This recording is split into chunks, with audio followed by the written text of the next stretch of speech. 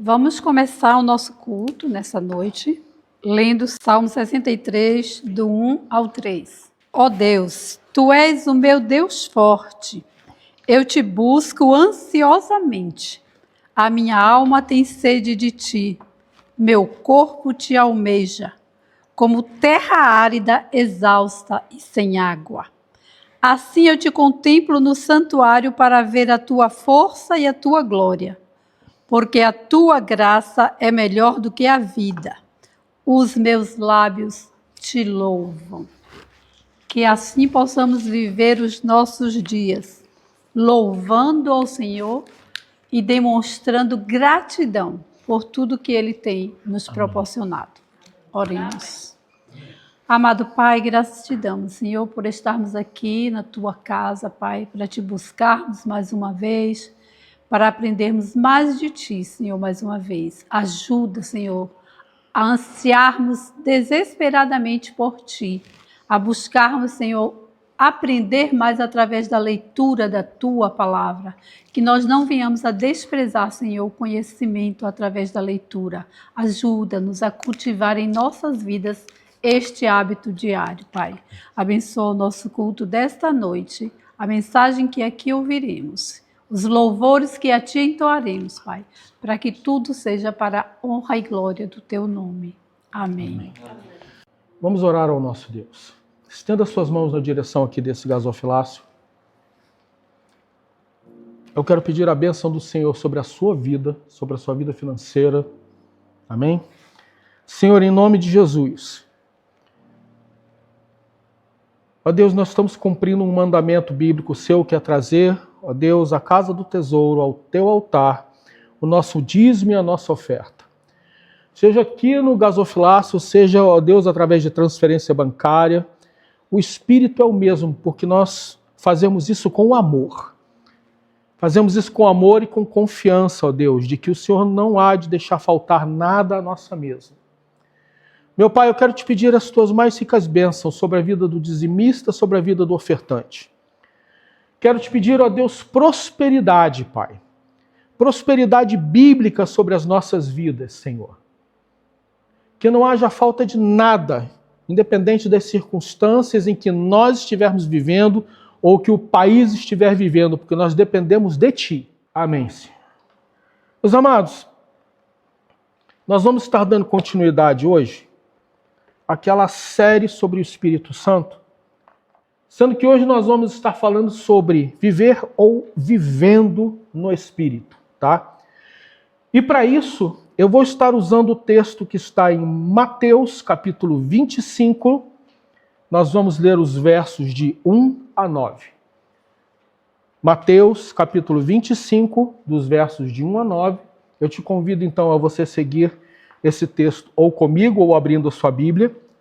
Você que está nos vendo ou ouvindo pela internet, eu também convido você a que você abra a sua Bíblia, seja no aplicativo ou seja na Bíblia livro, para que nós possamos fazer a leitura todo mundo junto. Amém? Amém. Todos já acharam? Amém. Amém. Mateus 25, dos versos 1 a 9, fala o seguinte. Então, o reino do céu será semelhante a 10 virgens que, pegando as suas lamparinas, saíram a encontrar-se com o noivo. 5 delas eram imprudentes e 5 prudentes. As imprudentes, ao pegar as suas lamparinas, não levaram óleo consigo. Mas as prudentes, além das lamparinas, levaram óleo nas vasilhas. Eu te peço que você preste atenção nesse detalhe. Levaram óleo nas vasilhas. E, como o noivo estava demorando, todas ficaram sonolentas e adormeceram. Mas, à meia-noite, ouviu-se um grito. Eis o noivo! Saiam ao encontro dele. Então todas aquelas virgens se levantaram e prepararam suas lamparinas. E as imprudentes disseram às prudentes, deem a nós um pouco do óleo que vocês trouxeram, porque as nossas lamparinas estão se apagando. Mas as prudentes responderam, não, porque então vai faltar tanto para nós como para vocês. Vão aos que o vendem e comprem óleo para vocês. Amém? Vamos orar. Senhor Deus e Pai, a tua palavra foi lida. E eu creio, ó Deus, que o teu Espírito Santo começa a fazer uma obra em nós a partir do momento em que nós ouvimos a tua palavra. O que eu quero te pedir agora, ó Deus, complementando, ó Deus, ou confirmando o que a tua filha Sandra falou aqui, eu te peço que o Senhor venha falar conosco. Te peço que o Senhor venha a tocar nos nossos corações com o teu Espírito Santo. Que o Senhor venha nos explicar e falar profundamente ao nosso coração. Tudo isso, ó Deus, eu te peço em nome de Jesus. E se você concorda comigo, diga amém. Amém. Meus queridos, veja bem, esse texto que nós lemos, ele é muito utilizado para se falar sobre a segunda vinda do Senhor Jesus. Porque existe todo o contexto em cima do noivo, que na verdade vem encontrar com a noiva, que é a igreja. Isso nós vemos várias vezes, não é, ao longo dos evangelhos, ok? Mas nesse momento, eu quero usar esse texto para falar com vocês sobre algo relacionado ao Espírito Santo de Deus e que nós vemos sinais aqui nesse mesmo texto. Como assim? Quando a gente fala do Espírito Santo, a gente fala de dons. E nós estivemos falando ao longo desses últimos domingos, né, nós estivemos falando sobre os dons espirituais. Nós estivemos falando sobre pedir dons, nós pedimos dons aqui em alguns cultos. A gente fala sobre a ação do Espírito na igreja e a gente pede para ser usado para evangelizar, a gente pede para ser usado para pregar. Tudo isso nós falamos, ou sobre tudo isso nós falamos aqui, e que bom que nós podemos falar sobre isso. Mas veja, gente, muitas vezes falta um detalhezinho que sabe qual é? Que quando nós falamos sobre a ação do Espírito Santo na nossa vida, nós estamos falando sobre a ação dele dentro do contexto da nossa vida diária, do nosso dia a dia. Por quê? Porque falar sobre o Espírito não é só falar sobre dons. Falar sobre o Espírito não é só falar sobre evangelização, mas é falar sobre ele em nós. Falar sobre ele vivendo em nós. E tanto nós que estamos aqui hoje, quanto você que está nos ouvindo pela internet, você tem que entender que o Espírito Santo tem que ser algo que está presente na sua vida diária. Desde a hora que você acorda até a hora que você vai dormir. Eu quero apenas relembrar a você que a Adriane, no domingo passado, ela usou um texto que fala sobre um homem chamado Simeão. Eu confesso para você que depois lá em casa, no domingo passado, depois lá em casa, eu peguei esse texto, reli, e eu chorei, pensando na vida deste homem. E eu disse para Deus, Deus, eu queria tanto ser um Simeão. Queria tanto ser um Simeão, como esse que está aqui, né? Nos teus evangelhos, não se fala mais nada dele. Mas como eu queria ser como ele. Veja, se você for ler o texto, você vai ver que tudo indica que ele era um homem de idade. Porque ele chega para o Senhor e diz, Senhor, agora tu podes despedir em paz o teu servo. Ou seja, eu entendo com isso que ele deveria ser uma pessoa já de avançada idade. Mas a Bíblia declara que o Espírito Santo estava sobre ele. A Bíblia declara que estava sobre ele. E o que a Bíblia diz sobre ele? Vamos reler esse texto que nós lemos na semana passada, até para o entendimento de você que está conosco na internet. Isso está em Lucas 2, capítulo 2, dos versos 25 a 27, quando é dito: em Jerusalém havia um homem chamado Simeão. Este homem era justo e piedoso e esperava a consolação de Israel. E o Espírito Santo estava sobre ele. Ele tinha recebido uma revelação do Espírito Santo de que não morreria antes de ver o Cristo do Senhor. Movido pelo Espírito, ele foi ao templo. Aí eu torno a dizer para você, gente, por que eu chorei quando eu pensei na vida deste homem? Que testemunho que ele deixou. Que testemunho de vida ele deixou nessas poucas frases que a Bíblia usa para falar dele. A Bíblia diz que ele era um homem justo, piedoso e que aguardava em Deus pela consolação de Israel. E a gente tem que ser assim também. A gente lê que ele foi movido pelo Espírito para naquele dia em especial. Veja, ele poderia ter não ido, ele poderia ter feito outra coisa, ter ido a algum outro lugar, de repente ao mercado, enfim. Mas a gente lê na Bíblia que o Espírito Santo moveu este homem, fez com que esse homem se deslocasse da casa dele para ir ao templo justamente no dia e na hora em que José e Maria tinham ido lá para consagrar a vida do nosso Senhor Jesus Cristo. Para apresentar Jesus, o Senhor Jesus a Deus, bebê ainda, como era prática comum dos judeus daquela época. Ele foi exatamente naquele momento. E nós lemos no texto lindo, que depois continua aqui a partir de Lucas 2, depois do verso 27, o que ele falou para José e Maria. Gente, a Bíblia me diz que esse homem vivia no Espírito. A vida dele era uma vida no Espírito. Por mais que a gente possa considerar, como a Adriana ela pregou no domingo passado, que o Espírito Santo estava sobre ele, não nele, dentro dele, ele vivia uma realidade em que o Espírito Santo estava sobre ele. Estava sobre ele. Ou seja, ele vivia a vida dele, seu dia a dia, junto com o Espírito Santo. Amados, viver no Espírito Santo é muito mais do que nós buscarmos manifestações sobrenaturais de dons. O que não é errado, muito pelo contrário. A Bíblia diz para a gente buscar os melhores dons. Então, mas é muito mais do que isso. Então, de repente, Deus pode se mover, se assim ele o desejar, ele pode se mover de forma sobrenatural na tua vida, ou na minha, ou da Adriane, ou do seu Jorge, enfim, da nossa vida. Ele pode fazer isso? Pode, eu desejo que ele faça isso. Mas veja, viver no Espírito é muito mais do que isso. Viver no Espírito é viver uma continuidade. Viver no Espírito é viver de forma que a sua presença ela é contínua, permanente, atuante na nossa vida, todos os dias. Da hora que a gente acorda, até a hora que a gente dorme, e até mesmo enquanto a gente dorme, que a gente pode pedir ao Senhor que Ele abençoe o nosso sono. Vamos voltar aqui para as 10 virgens, que foi o texto que nós usamos. Veja, 5, você acompanhou o texto comigo, 5 virgens tinham óleo na lamparina, assim como as outras 5 tinham. Mas das 10, estas 5 elas tinham, além do óleo que já vinha dentro da lamparina, elas tinham óleo de reserva.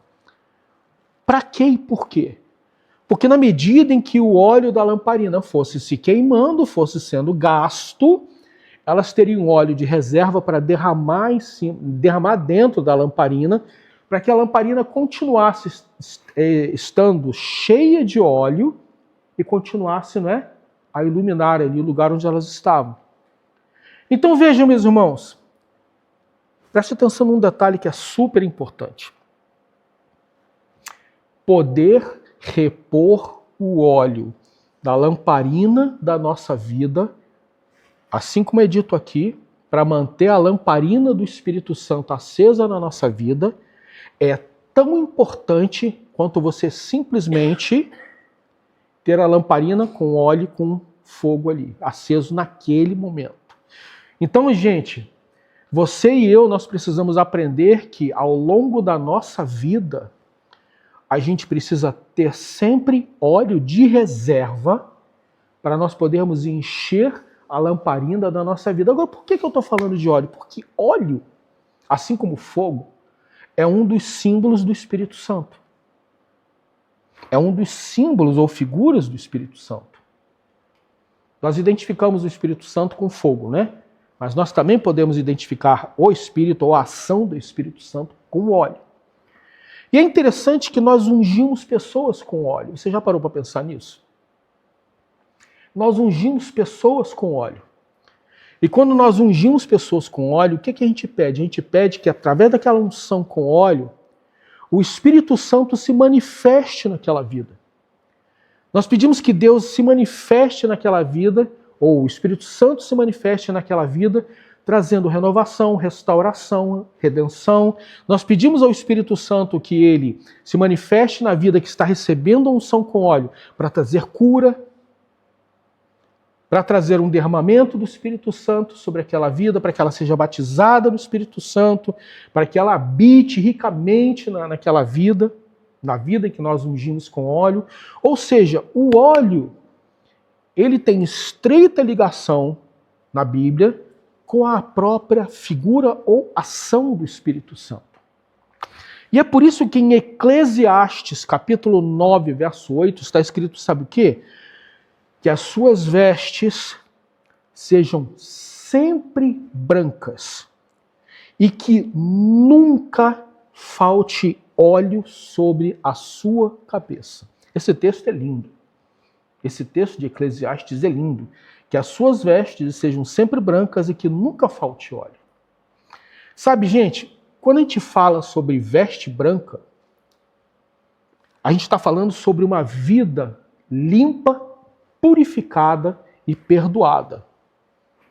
As nossas vestes, elas estão brancas, né? As nossas vestes espirituais ou as vestes das nossas vidas, elas estão brancas quando a nossa vida ela está sendo ou foi limpa, purificada e aonde houve perdão de pecados.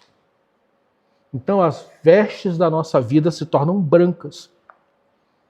Né? E a gente até tem a canção Alvo como a neve, alvo como a neve, sim, neste sangue lavado, mais alvo que a neve serei. Não é? A gente não canta assim?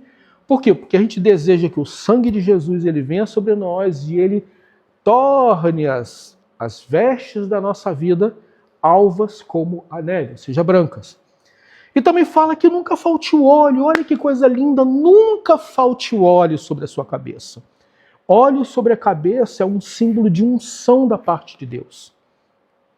Quando os reis eram ungidos reis, consagrados reis, o que se fazia? Se derramava óleo sobre a cabeça do rei. Né? Da pessoa que estava sendo empossada como rei. Então óleo significa unção. E quando ele fala que nunca falte óleo, significa que o Espírito Santo ele nunca deve estar ausente nas nossas vidas, significa que ele nunca deve deixar de agir na nossa vida e que nós precisamos ter sempre o Espírito Santo em nós, ou agindo em nós. Amém, gente? Pergunta que muita gente fala, a gente pode extinguir o Espírito Santo na nossa vida? Sim ou não? Quem acha que sim, levanta a mão. Quem acha que não, levanta a mão. Quem não sabe, levanta as duas mãos. Amados, a verdade é que a gente pode extinguir o Espírito Santo da nossa vida. Veja bem, se você foi salvo, se você se rendeu ao Senhor Jesus, o Espírito Santo entra em você e nunca vai sair, porque ele é o selo da nossa redenção. Mas a Bíblia fala algumas coisas. Ela fala sobre não entristecer o Espírito Santo. E ela fala, não extingais o Espírito Santo. Como é que a gente pode fazer isso? Tomando o exemplo das 5 virgens que são chamadas de imprudentes ou nécias, dependendo da versão. Você vê que no começo elas têm óleo nas suas lamparinas. O que isso significa? Significa que elas começaram bem a sua trajetória cristã. Mas sabe o que aconteceu? O tempo passou e o noivo não chegou. O Senhor Jesus não voltou ainda. E com isso é interessante, né? Eu dar uma palhinha, né? Falar um pouquinho, não dá.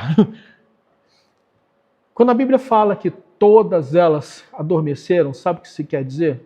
Que a igreja inteira, ela adormeceu enquanto aguardava o noivo. Não vamos entrar muito nesse assunto não, pelo amor de Deus, tá? Mas significa que a igreja inteira, ela adormeceu e estava desguarnecida ou estava desatenta ao retorno do noivo. O noivo chega à meia-noite. Meia-noite significa final de um dia e começo de outro dia. Final de um tempo e começo de outro tempo. O noivo chega à meia-noite. Ou seja, encerrando um tempo e começando outro tempo. E aí as 10 virgens se levantam. Mas o que acontece? Das 10, 5 tinham óleo com elas de reserva e as outras 5 não. Então veja, mais uma vez, a história que envolve as 10 virgens nos mostra que nós temos que estar continuamente, constantemente, enchendo as nossas vidas, as lamparinas das nossas vidas, com óleo que nada mais é que a presença do Espírito Santo em nós.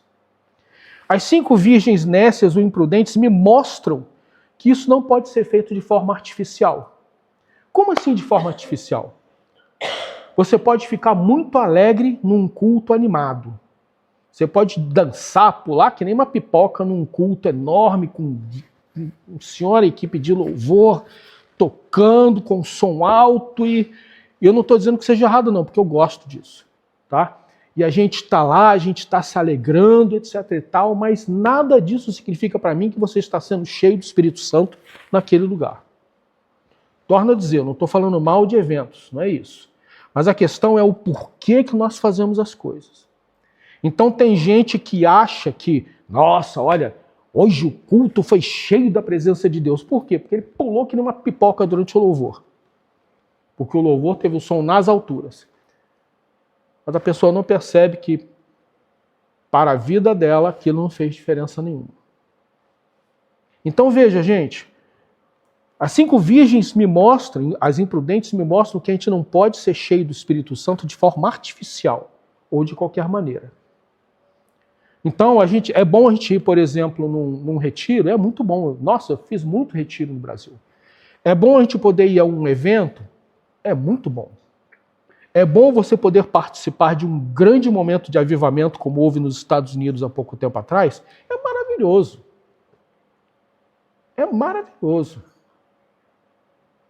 Mas mesmo assim, a nossa vida, ela não pode ser preenchida de eventos ou por eventos. Você não pode confundir, você que está nos ouvindo pela internet, você não pode confundir a ação do teu emocional na tua vida, em que você sai mexido emocionalmente, com a ação do Espírito Santo na tua vida, que causa diferença. E foi o que aconteceu com essas 5 virgens nécias. Por algum motivo, elas descuidaram. Talvez elas tenham achado que o óleo que estava na lamparina fosse o suficiente, ou seja, elas agiram de forma descuidada.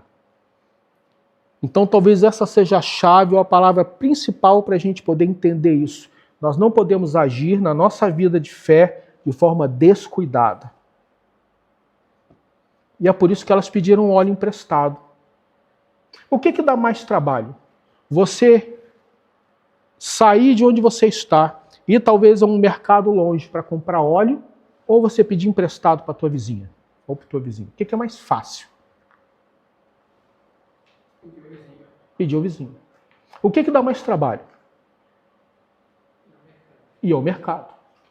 O que é que custa para você? É ir ao mercado, porque você vai ter que pagar o óleo. O vizinho, de repente, você pode até esquecer, deixar para lá. Não, deixa para lá, um tantinho de óleo, não faz diferença. Meus irmãos, vida no Espírito custa alguma coisa para a gente.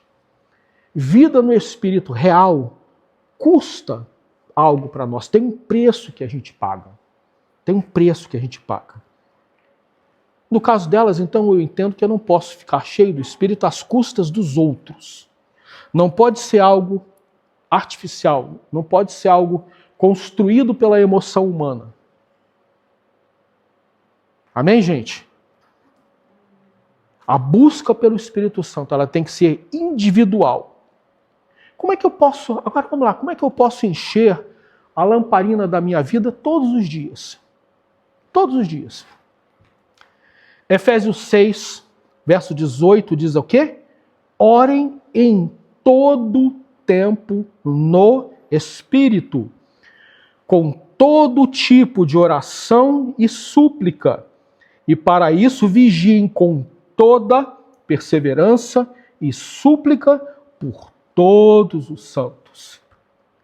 Amados, a receita de bolo, se eu puder dizer assim, para que você esteja sempre renovando o óleo da lamparina da tua vida, é estar sempre em oração, buscando a presença de Deus através do Espírito Santo. E eu estou falando de oração de verdade. Estou falando de oração de verdade. Eu estou falando de busca de verdade. Busca de verdade. Ore em todo o tempo no Espírito. O que isso significa? Significa que Deus está querendo criar uma conexão, um vínculo entre eu e você, entre eu e ele, ou entre você e ele, um vínculo, uma conexão com o Espírito Santo. Tem que haver uma conexão. Tem que haver um vínculo. Então, por isso que ele fala no Espírito, com todo tipo de oração e súplica. Você orando pelos seus irmãos, orando pelo Tarsis em casa, né? Nós orando pelo Tarsis em casa. Vocês viram aquele videozinho curtinho que eu postei de um pastor, irmão nosso em Cristo lá na Jordânia, ele filmou de lá da casa dele, né? Usando uma GoPro, que ele me falou, uma GoPro, de noite, os mísseis passando por cima da casa dele para irem para atingir Israel. Sabe? E ele me falou que eles tinham ficado, né, quando começou, eles ficaram um pouco assim, né, assustados, mas que quando ele me mandou a mensagem, eles já estavam bem. Mas, gente, a gente precisa estar em oração e intercessão. Uns pelos outros, todo tipo de oração e súplica. Nós temos que orar por esse país. Você que está no Brasil, vendo e ouvindo essa mensagem, você que está no Brasil, você tem a obrigação e o dever de orar pelo Brasil. Nós que estamos aqui na Inglaterra, nós temos o dever e a obrigação de estarmos orando pela Inglaterra, pelos governantes desta nação, pelo povo dessa nação, para que eles voltem para o caminho do Senhor. Com perseverança e súplica por todos os santos. Súplica. Súplica.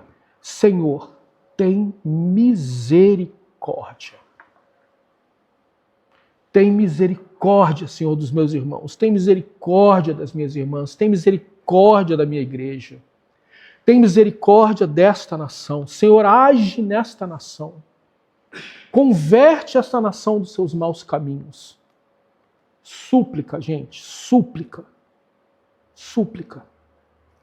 Então vejam, meus irmãos, a oração foi, é e sempre será a chave para nós abrirmos uma porta de intimidade com Deus, através do seu Espírito.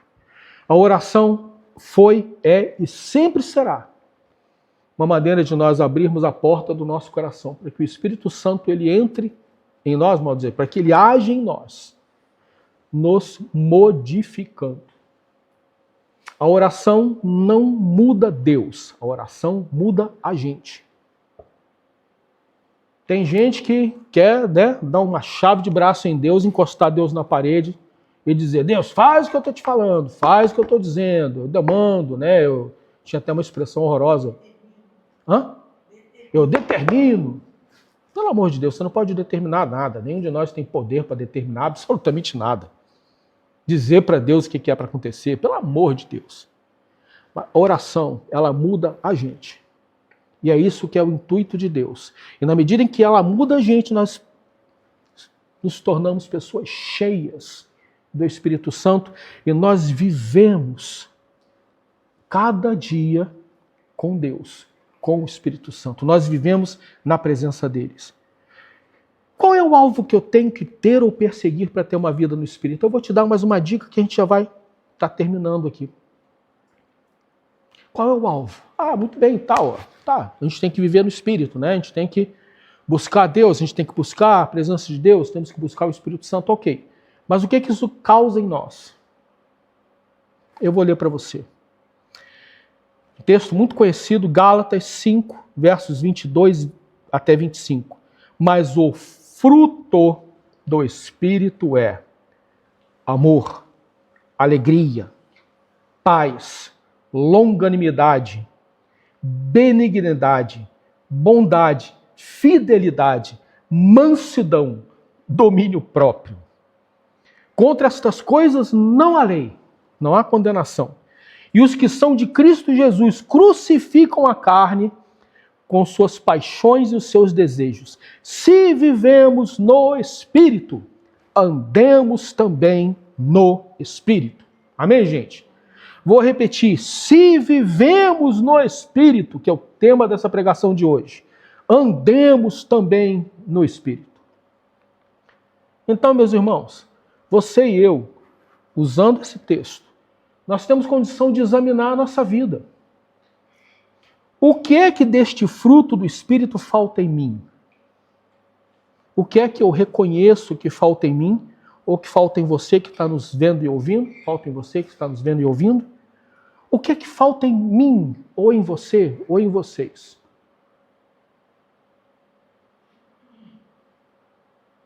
São essas coisas que nós temos que pedir. Se eu desejo andar no Espírito, eu tenho que expor o fruto do Espírito. E, aliás, um detalhezinho interessante, né? Coisa de professor, de CETEB. Você vê que você vê que ele não está escrevendo assim, os frutos do Espírito. Ele fala, o fruto do Espírito são várias coisas. Por quê, gente? Por quê?